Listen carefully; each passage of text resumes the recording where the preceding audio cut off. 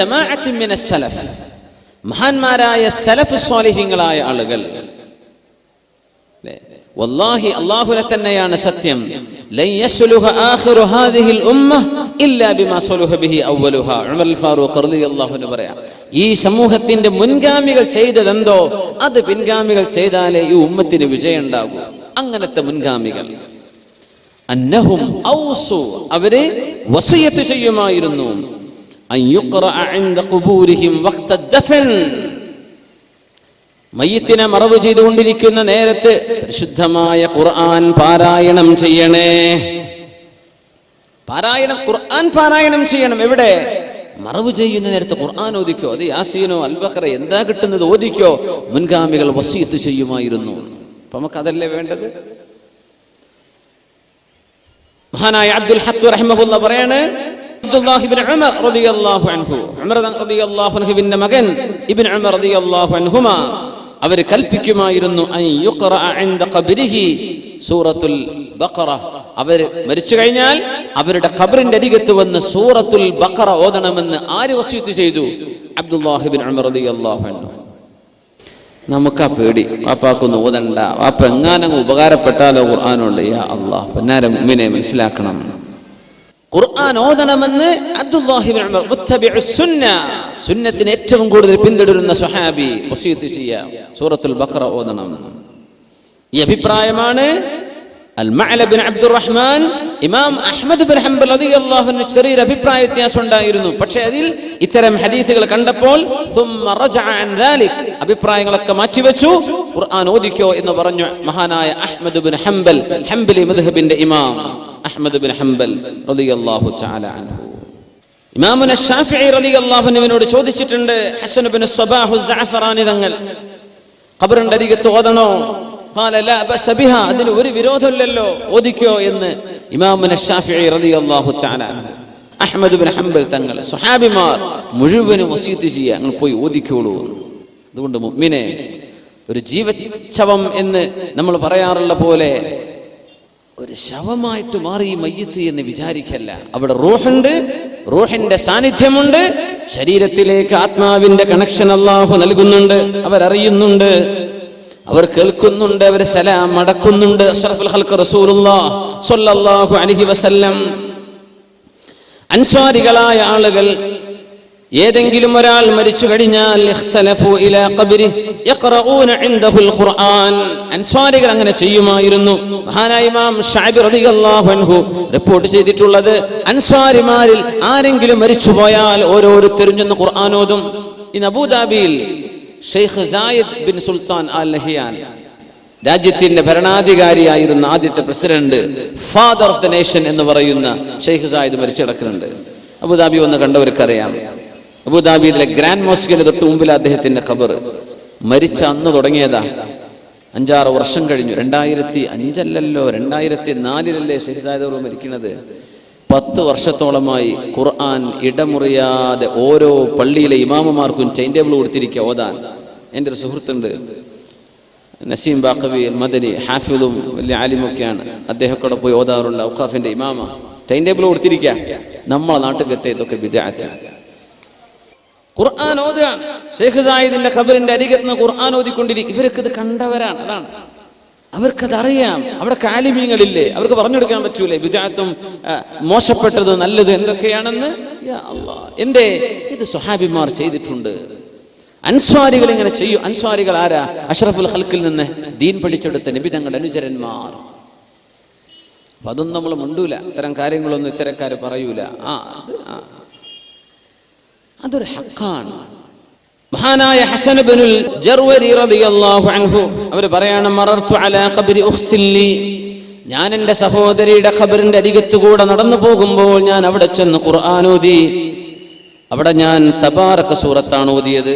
ഒരാൾ വന്ന് ചോദിച്ചു, ഇന്നി റഅയ്തു ഉഖ്തക ഫിൽ മനാമി തഖൂൽ, നിങ്ങളുടെ സഹോദരിയെ എനിക്ക് സ്വപ്നദർശനമുണ്ടായി. അവർ പറയുന്നുണ്ട്, ജസല്ലാഹു അബാ അലിയിൻ ഖൈറാ, അബൂ അലിക്ക് അല്ലാഹു ഖൈർ ചെയ്യട്ടെ, ഫഖദ് ഇൻതഫഅതു ബിമാ ഖറ, അവരാ ഓതിയത് കൊണ്ട് അല്ലാഹു എനിക്ക് ഉപകാരം തന്നുവല്ലോ എന്ന് മഹാനായ ഹസൻ ഇബ്നുൽ ജർവി റളിയല്ലാഹു അൻഹുവിന്റെ പെങ്ങൾ അവർക്ക് പറഞ്ഞു കൊടുക്കുകയാണ്. സുബ്ഹാനല്ലാഹ്, ഉപകാരപ്പെടുകയാണ്.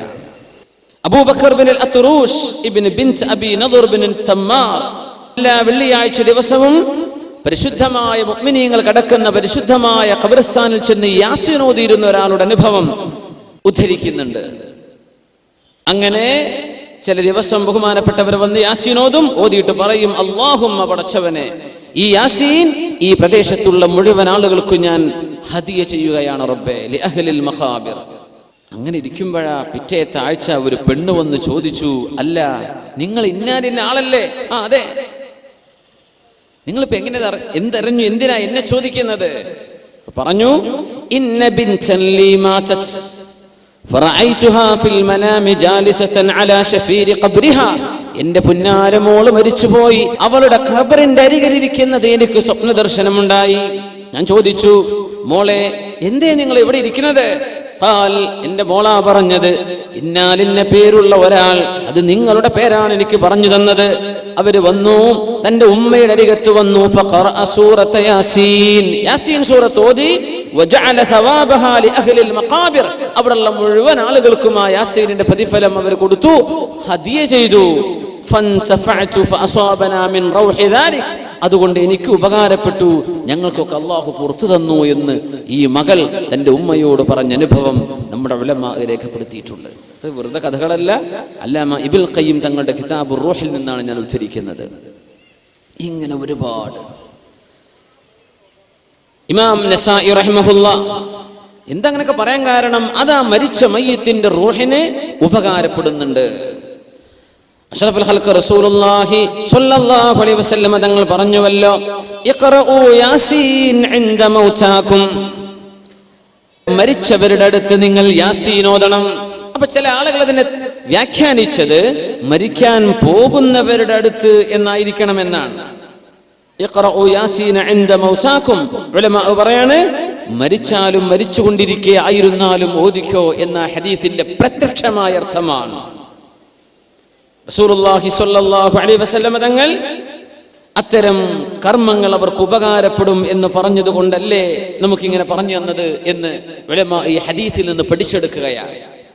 മരിച്ചു കഴിഞ്ഞാൽ നമ്മൾ തൽഖീന് ചൊല്ലും. ചിലയിടത്തൊക്കെ അതൊക്കെ ചിലർ നിർത്തിവെക്കും, എന്തിനാ അതിൻ്റെ അത് ബിദ്അത്തല്ലേ എന്നൊക്കെ പറഞ്ഞിട്ട്. സുബ്ഹാനല്ലാഹ്, ഇബ്നുൽ ഖയ്യിം തങ്ങൾ ഒരു ചാപ്റ്റർ തന്നെ അതിനെ സംബന്ധിച്ച് ചർച്ച ചെയ്തിരിക്കുകയാണ്. ഹദീസ് ഉദ്ധരിക്കുന്നു, ബഹുമാനപ്പെട്ടവർ പറയാണ്, ആ ഹദീസിൽ ദുഅഫ് ഉണ്ട്. ദഈഫായ ഹദീസ് എന്ന് പറഞ്ഞാൽ എന്താ? നമ്മൾ പറയും ദഈഫ് എന്ന് പറഞ്ഞാൽ ദുർബലം. ദുർബലം എന്ന് പറയരുത്. ദുർബലം എന്ന് മലയാളത്തിൽ പറയുമ്പോൾ നമുക്ക് പെട്ടെന്ന് യാ അല്ലാഹ് ഇതിനൊരു നിലവിലില്ല എന്ന് തോന്നിപ്പോകും. അത് ഹദീസിന്റെ ഒരു ടേമാണ്, ഇൽമുൽ ഹദീസിന്റെ ഒരു ടെർമിനോളജിയാണത്.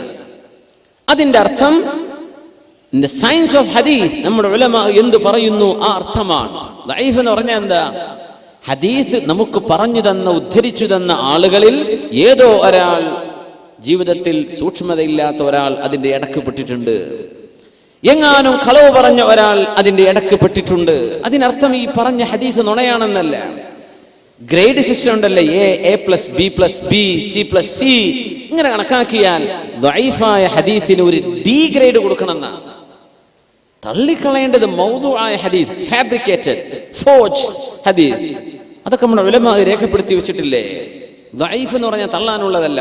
അല്ലാമ ഇബ്നുൽ ഖയ്യിം തങ്ങൾ പറയാണ്, റസൂലുള്ളാഹി സ്വല്ലല്ലാഹു അലൈഹി വസല്ലം തങ്ങളിൽ നിന്ന് അബൂ ഉമാമ റളിയല്ലാഹു അൻഹു റിപ്പോർട്ട് ചെയ്ത ഹദീസ് ദഈഫാണെങ്കിൽ തന്നെയും അവർ പറയാണ്, ഈ സംഭവം ലോകത്തെ എല്ലാ രാജ്യങ്ങളിലും മുസ്ലിമീങ്ങൾ ചെയ്തുകൊണ്ടിരിക്കുന്നുണ്ടല്ലോ. അങ്ങനെ കേരളത്തിൽ മാത്രമല്ല,